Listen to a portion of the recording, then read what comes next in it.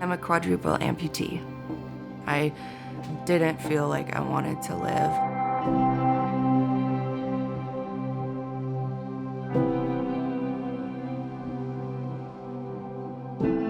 My name is Kaitlyn. I'm 26 years old. Growing up, I was very independent and I had a lot of friends. I had just a regular job and I was just like a regular person. When I was 18, I woke up and I couldn't stand and I couldn't walk, I couldn't sit up, I couldn't do anything. And then they actually had to call the ambulance and they drove me off to the hospital. They told my mom and my dad, I have bacterial meningitis. Bacterial meningitis is blood clots everywhere. Most people who get meningitis die within the first 12 to 24 hours. Your body really deteriorates super fast. My whole body started turning purple. My hands had lost all their muscle. My body was just giving up. They had to amputate and they expected me to die. The first time I saw myself in the mirror, a full mirror, I think I was just shocked. And I just cried. What did you see?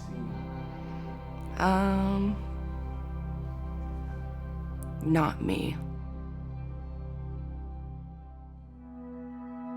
Once I got my prosthetic arm, I remember my occupational therapist, she was like, what do you want to learn? Do you want to learn how to eat? Do you want to learn how to put on your clothes? And I was like, I kind of want to learn how to put on makeup. The way that my arm works is I flex my tricep and it opens, and I flex my bicep and it closes. The first time I tried to do my makeup was so frustrating, but after a while, I was able to do wing. My first time I went into Sephora, I just shopped and shopped and shopped, and then I never stopped. They've been really nice there and really accommodating and just really, really kind and sweet. Hi, my name is Kaitlyn Dobro. This is my first video. Hey guys, welcome back to my channel. I'm blending that shadow into my crease. I just decided to film makeup tutorials on YouTube. I'm not a professional makeup artist. I was never trained, I never went to school, but people were very supportive. They really liked it.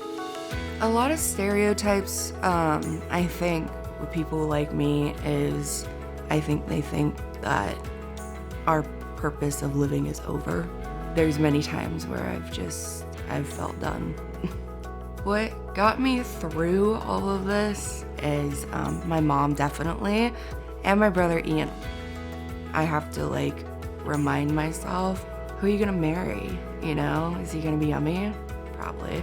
So, what about my kids? I think about things that I want to do in the future, not necessarily things that I think I can't do. I think it's important to be seen to help people, even if you're not really saying anything, just living and doing whatever it is that you want to do. People see you and they might see, oh, she's laughing. So therefore, I might have something to laugh at. I may have lost my limbs, but I gained perspective on who I am. I can't do a whole lot, but I'm still me.